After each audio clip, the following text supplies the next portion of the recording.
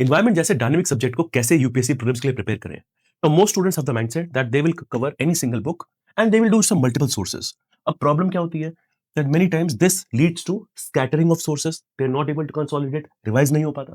बहुत बार इन सोर्सेज में करंट अफेयर्स लिंकेजेस मिसिंग होंगी, उसकी वजह से you are not able to fully grasp the concept.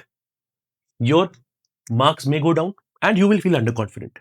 Now, I'll tell you a simple approach how to increase your confidence as well as maximize your marks in UPSC prelims for environment. सबसे पहला, static पे focus करना है.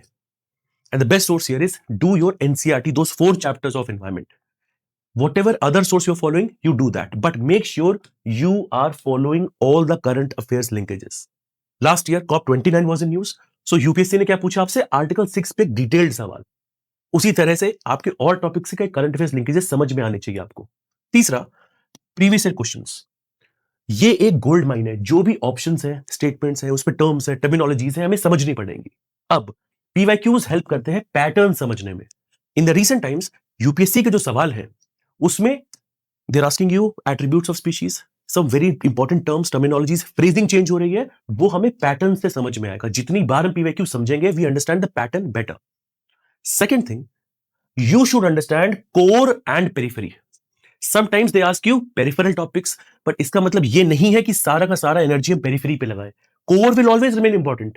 Environment के लिए ecology, biodiversity, pollution, climate change will always remain the core.